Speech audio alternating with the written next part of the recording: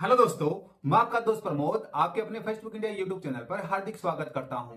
दोस्तों, books review की series को आगे बढ़ाते हैं। तो दोस्तों, उसी कड़ी के अंदर आप लोगों के मेरे पास मैसेजेस आ रहे थे, वीडियोस के ऊपर कमेंट्स आ रहे थे कि sir RPSC first grade school व्याख्याता भर्ती परीक्षा के लिए जो वाणिज्य संकाय से तैयारी करें उन विद्यार्थियों के लिए जो स्टडी मटेरियल है उसके अंदर बड़ी प्रॉब्लम्स आ रही है। तो वाणिज्य संकाय के लिए कोई अच्छी बुक्स आती है तो उनका रिव्यू कीजिए। तो दोस्तों, इस वीडियो से पहले भी मैंने एक दो बुक्स का रिव्यू कर दिया है, वो आपने नहीं देखा तो आज वाला वीडियो देख लीजिए। तो दोस्तों, आज के वीडियो के अंदर हम लोग सीक्वल पब्लिकेशन की जो स्कूल व्याख्याता भर्ती परीक्षा के लिए जो वाणिज्य संकाय के साथी हैं उन साथियों के लिए ये दो बुकें निकाली हैं। ये वॉल्यूम फर्स्ट है, ये हायर जो सेकेंडरी है यानी उच्च माध्यमिक के लिए है, और ये आपका जो वॉल्यूम सेकंड है ग्रेजुएशन और पोस्ट ग्रेजुएशन लेवल की है। तो इन दोनों बुकों का कंबाइंड रिव्यू करने वाले हैं। दोनों की दोनों आपके वाणिज्य संकाय के लिए पार्ट फर्स्ट और पार्ट सेकंड के रूप में बुक आती है। तो दोनों बुकों का कंबाइंड रिव्यू करने वाले हैं। कहीं से वीडियो स्किप नहीं करना, पूरा वीडियो देखना, तभी आप लोग समझ पाओगे कि आपके सारे के सारे टॉपिक्स कवर होते हैं या नहीं है, लैंग्वेज कैसे क्या है, इंटर डिटेल आप लोगों के साथ शेयर करने वाला हूं। दोस्तों, अगर आप हमारे YouTube चैनल पे नए हैं तो आपसे छोटी सी रिक्वेस्ट है कि चैनल को सब्सक्राइब नहीं किया तो सब्सक्राइब कर दीजिएगा ताकि आगे की वीडियोस की नोटिफिकेशन आपको मिलते रहे। तो दोस्तों, सीक्वल पब्लिकेशन की जो वाणिज्य की जो पुस्तक आई है उसका रिव्यू स्टार्ट करते हैं।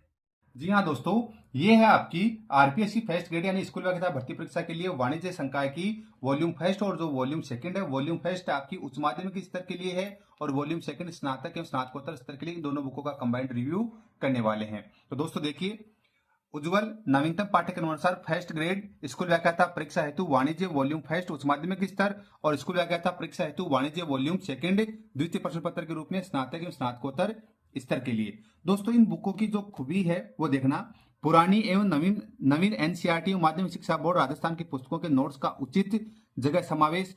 ये पुस्तक आपकी व्याख्याता वाणिज्य TGT, PGT, JVVNL, net, set आदि परीक्षाओं के लिए भी उपयोगी है।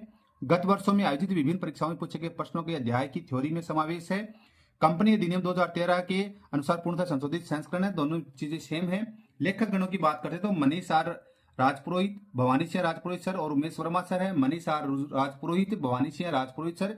फ्रंट पेज ऐसा कुछ रहता है और ये आपकी दोनों बुकों की बैक साइड रहती है। ये सर का इंट्रोडक्शन है, भवानी सिंह राजपुरोहित सर का और मनीष आर राजपुरोहित सर का। साथ ही साथ दोस्तों, दोनों पुस्तकों की प्राइस की बात करते हैं तो दोस्तों प्राइस रखी गई है। आपका जो पार्ट फर्स्ट है, जो वॉल्यूम फर्स्ट है, वॉल्यूम फर्स्ट की एमआरपी रहती है फिक्स रेट वाली पुस्तक 170 रुपए, और आपकी जो वॉल्यूम सेकंड है उसकी रहती है 210 रुपए। दोनों बुकों की वैसे एमआरपी जाती है 380 रुपए मात्र। अगर घर बैठे डिस्काउंटेड प्राइस में पुस्तकें ऑनलाइन ऑर्डर प्लेस करना चाहते हैं तो स्क्रीन के ऊपर जो व्हाट्सएप नंबर दिए उनके माध्यम से घर बैठे ऑनलाइन ऑर्डर प्लेस कर दीजिए और घर बैठे पुस्तक भी प्राप्त कर सकते हैं। तो दोस्तों, द्वितीय प्रश्न पत्र वॉल्यूम फर्स्ट जिसमें उच्च माध्यमिक स्तर का पोर्शन कवर किया गया है, पब्लिकेशन सीक्वल पब्लिकेशन है। अब दोस्तों, विषय सूची की बात करते हैं। किसी भी पुस्तक के लिए उसकी विषय सूची होती है, वो रीढ़ की हड्डी होती है। तो इस पुस्तक की जो रीढ़ की हड्डी है उसके ऊपर चर्चा करें उससे पहले छोटी सी रिक्वेस्ट है कि आपने अभी तक भी चैनल सब्सक्राइब नहीं किया तो प्लीज सब्सक्राइब कर दीजिएगा। आप लोगों का एक एक सब्सक्राइब मेरे लिए बड़ा मोटिवेशन का विषय रहता है। तो दोस्तों देखिए, खंड फर्स्ट लेखांकन का परिचय, इंट्रोडक्शन ऑफ अकाउंटिंग, लेखांकन शब्दावली, लेखांकन प्रक्रिया, सहायक बहियां व खाता बही, सब्सिडरी बुक्स एंड लेजर, तलपट एवं अशुद्धियों का सुधार, trial balance and rectification of errors, अंतिम खाते फाइनल अकाउंट्स, समायोजन सहित अंतिम खाते फाइनल अकाउंट्स विथ एडजस्टमेंट, मूल्य ह्रास, आयोजन एवं संचय, डेप्रिसिएशन, प्रोविजन एंड रिजर्व, साझेदारी लेखे, पार्टनरशिप अकाउंट, कंपनी खाते, कंपनी अकाउंट्स, लेखांकन में कंप्यूटर, कंप्यूटर इन अकाउंटिंग, व्यावसायिक संगठन के स्वरूप, एकल स्वामित्व, साझेदारी और company, forms of business organisation, sole proprietorship, partnership and company, प्रबंध के सिद्धांत, अवधारणा, प्रकृति और महत्व, principle of management, concept, nature and significance, पूंजी बाजार और प्रकार, प्राथमिक और द्वितीयक बाजार, capital markets and types, primary and secondary market, विपणन, अर्थ, कार्य, भूमिका, marketing, meaning, functions and role, केंद्रीय प्रवृत्ति के माप, मेजर्स ऑफ सेंट्रल टेंडेंसी, ग्रामीण विकास, प्रमुख मुद्दे, रूरल डेवलपमेंट की इश्यूज, रोजगार समस्याएं और नीतियां, एम्प्लॉयमेंट प्रॉब्लम्स एंड पॉलिसीज, 1991 से आर्थिक सुधार या नई आर्थिक नीति, आवश्यकता और मुख्य विशेषताएं, उदारीकरण, वैश्वीकरण और निजीकरण, economic reform since 1991, needs and main features, liberalisation, globalisation and privatisation, page संख्या 244। तो दोस्तों, पेज संख्या के ऊपर बात कर लेते हैं कि पुस्तक की पेज संख्या कितनी है। तो पूरी की पूरी 244 पेजेज आपको इस पुस्तक के अंदर देखने को मिल जाते हैं। अब दोस्तों, रेंडमली हम किसी पोर्शन में चलेंगे। साझेदारी लेखे पेज संख्या 71 के ऊपर दिए हुए हैं। 71 जो पेज संख्या है, यहाँ पर आपको साझेदारी वाला जो पोर्शन दिया हुआ है। फर्स्ट पेज का रिव्यू नहीं कर रहा हूँ, डायरेक्टली हम लोग जैसे चैप्टर में आ रहे हैं, क्योंकि दो बुकों का रिव्यू करना तो वीडियो बड़ा ना हो, इसके लिए मैं डायरेक्टली यहाँ पे लेकर आ गया हूँ। सबसे पहले बात करते हैं पेज क्वालिटी की। तो दोस्तों, एवरेज टाइप की पेज क्वालिटी का यूज किया गया, जैसे सीक्वल पब्लिकेशन यानी पुस्तकों में किया जाता है। डबल लाइन के अंदर आपको ये पुस्तकें आपको देखने को मिल जाती हैं। हेडिंग्स के जो हेडिंग्स हैं उनको बोल्ड किया गया है और जो अदर जो टेक्स्ट हैं उनकी फॉन्ट साइज छोटी रखी गई है। हेडिंग्स है वो हिंदी एंड इंग्लिश दोनों के अंदर दी हुई है। आप कहीं पर भी जाओगे तो हेडिंग्स आपको इस तरह से दिखने मिल जाएगी। और ये आपकी पुस्तक रहती है वो वन लाइनर और जो आपके जो पैराग्राफ टाइप से दोनों टाइप से बनाने की कोशिश की है। जो इंपॉर्टेंट जो फैक्ट्स थे आपको जो वन लाइनर में देने हैं वो वन लाइनर के तौर पे हैं और ये आपके थ्योरेटिकल पोर्शन में देने थे वो इस तरह से दिए हुए हैं। आप बीच बीच के अंदर जो मैथमेटिक जो इक्वेशन देख रहे हो तो जो क्वेश्चंस हैं उनका सॉल्यूशन भी आपको जैसे प्रैक्टिकल जो एग्जांपल्स आपको देने थे वो इस प्रकार से दिए गए हैं कि आपको ये चीजें समझाई जा सके। जैसे मान लो ये क्वेश्चन आ गया, क्वेश्चन का आपको यहाँ पे हल करके दिखा दिया, प्रॉपर एंट्री वगैरह यहाँ पर की हुई है। आप किसी भी कहीं पर भी चलते हैं तो आपको ये चीजें आपको देखने को मिल जाती हैं। अब साथ ही साथ जैसे ये 9 नंबर का चैप्टर है, ये 8 नंबर का चैप्टर इधर से पूरा होता है, यानी चैप्टर के लास्ट में आपको एमसीक्यू क्वेश्चंस आपको देखने को नहीं मिलेंगे। जैसा कि पुस्तक के अंदर ऊपर दिया हुआ है, पूछे गए प्रश्नों का अध्याय की थ्योरी में समावेश। जो एमसीक्यू क्वेश्चंस हैं जो प्रीवियस ईयर के में आए हुए हैं या फिर जो क्वेश्चंस हैं वो आपके जो हेड जो थ्योरेटिकल जो पोर्शन आपको बताया गया है, नोट्स हैं, इन नोट्सों के अंदर उन क्वेश्चनों का एडजस्टमेंट कर दिया गया है। अब दोस्तों बात करते हैं भाषा शैली की। सबसे महत्वपूर्ण जो अलग जो बात रहती है वो रहती है भाषा शैली। तो इस पुस्तक की जो भाषा शैली है उसके बारे में चर्चा करते हैं। साझेदारी लेके पार्टनरशिप अकाउंट्स। साझेदारी का परिचय, इंट्रोडक्शन ऑफ पार्टनरशिप। भारतीय साझेदारी अधिनियम 1 अक्टूबर 1932 को लागू हुआ। इस अधिनियम के लागू होने से पूर्व साझेदारी से संबंधित प्रावधान भारतीय संविधान अनुबंध अधिनियम 1872 अध्याय 11 में दिए गए थे। साझेदारी का अर्थ है मीनिंग ऑफ पार्टनरशिप, दो या दो से अधिक व्यक्ति स्वेच्छा से किसी वैधानिक व्यापार को चलाने के लिए सहमत होते हैं, व्यवसाय में पूंजी लगाते हैं, प्रबंध की योग्यता का सामूहिक प्रयोग करते हैं तथा लाभों को आपस में बांटते हैं।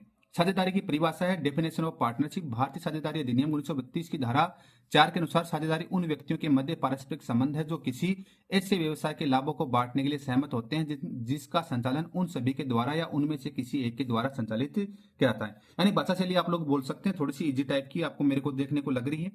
साझेदारी की विशेषताएं, कैरेक्टरिस्टिक्स ऑफ पार्टनरशिप। साझेदारों की संख्या साझेदारी फर्म की स्थापना के लिए कम से कम 2 व्यक्तियों का होना आवश्यक है, जबकि अधिकतम सदस्य संख्या के बारे में साझेदारी अधिनियम में कोई उल्लेख नहीं है। कंपनी की अधिनियम की धारा 164 1 के अनुसार एक साझेदारी में साझेदारों की अधिकतम संख्या वह होगी जो निर्धारित की जाएगी, जो किसी भी दशा में 100 से अधिक नहीं होगी।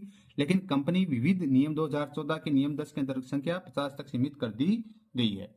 साझेदारों के मध्य समझौता, ये आपकी विशेषता बताती है। साझेदारी के प्रकार आपकी on the basis of liability, दायित्व के आधार पे, असीमित दायित्व साझेदारी, समयानुसार साझेदारी, उद्देश्य अनुसार साझेदारी, वैधता के अनुसार साझेदारी, on the basis of legality. यानी इस प्रकार से आपको हेडिंग के अकॉर्डिंग आपको प्रॉपर कार्य किया हुआ मिल जाएगा। ये आपके जैसे क्वेश्चन है, जैसे आहरण की राशि तथा आहरण का समयांतराल समान होने पर आहरण पर ब्याज है, जैसे फॉर्मूला दे दिए गए, क्वेश्चन दे दिया गया है। यदि प्रत्येक माह की प्रथम तिथि को आहरण किया जाए तो क्या रहेगा, त्रैमासिक होने पर क्या किया जाएगा। यानी इस प्रकार के क्वेश्चन फॉर्मूले आपको दिए हुए हैं। जैसे आपको एक एग्जांपल देख लेते हैं।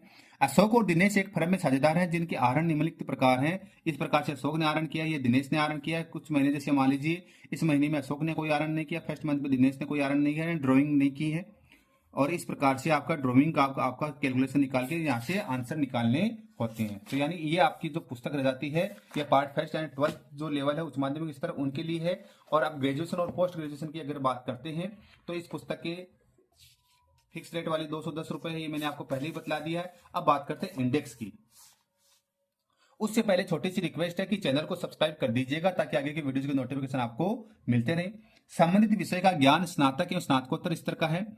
टॉपिक्स देख लीजिए, वित्तीय विवरण, अर्थ और विश्लेषण, financial statements and meaning and analysis, वित्तीय विवरण विश्लेषण की तकनीकी, techniques of financial statement analysis, रोकड़ प्रवाह विवरण, कैश फ्लो स्टेटमेंट, लागत लेखांकन, कॉस्ट अकाउंटिंग, लागत के तत्व, एलिमेंट्स ऑफ कॉस्ट, अंकेक्षण, एक परिचय, ऑडिटिंग एंड इंट्रोडक्शन, भारतीय अनुबंध अधिनियम 1872 धारा 1 से 75, the Indian contract act 1872 section 1 to 75, उपभोक्ता संरक्षण अधिनियम 1986 एक परिचय, consumer protection act 1986 and introduction, प्रबंध के कार्य, फंक्शंस ऑफ मैनेजमेंट, मानव संसाधन प्रबंधन, अर्थ क्षेत्र, भूमिका, कार्य नियोजन, human resource management, meaning, scope, role, functions and planning, उद्यमिता, एंटरप्रेन्योरशिप, आर्थिक पर्यावरण और भारतीय अर्थव्यवस्था की बुनियादी विशेषता, economic environment and basic features of Indian economy, नई आर्थिक नीतियां और इसके प्रभाव, new economic policies and its effects, भारत का विदेशी व्यापार, परिमाण, संरचना, दिशा और निर्यात संवर्धन, foreign trade of India, volume, composition, direction and export promotion, राष्ट्रीय आय, नेशनल इनकम, प्रबंध के लेखांकन, अर्थ और कार्य, management, accounting, meaning and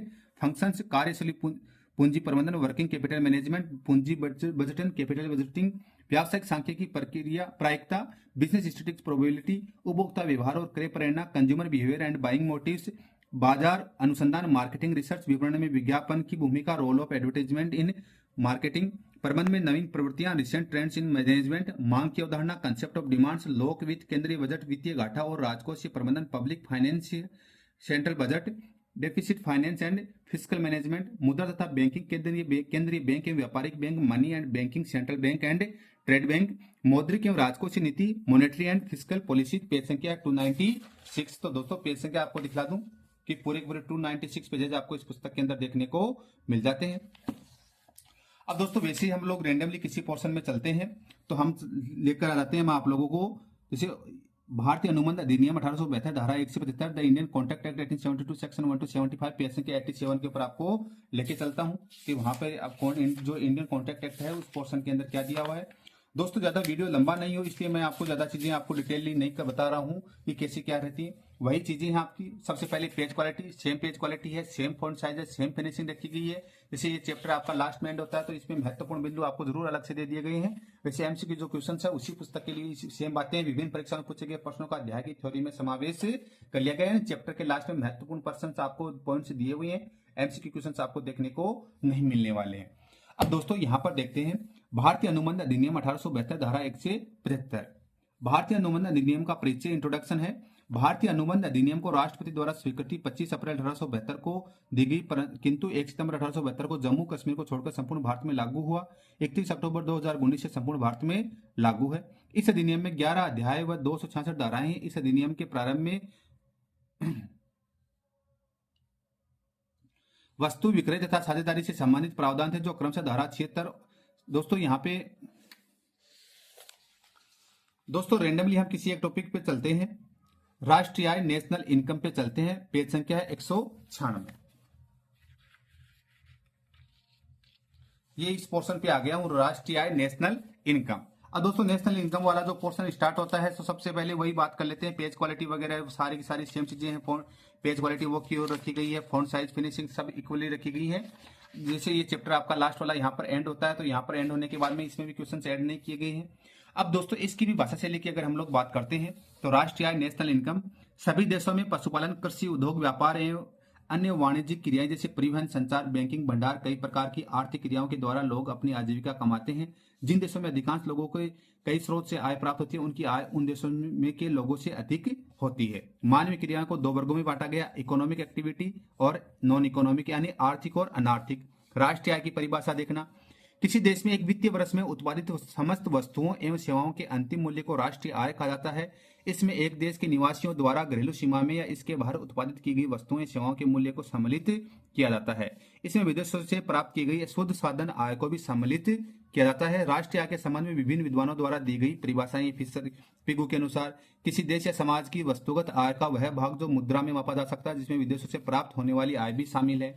Bharat में राष्ट्रीय आय, भारत में सर्वप्रथम राष्ट्रीय आय की गणना 1868 में दादा भाई नारोजी द्वारा की गई। अपनी पुस्तक poverty and un British rule in India की में प्रति व्यक्ति आय 20 रुपए प्रति वर्ष बताई थी।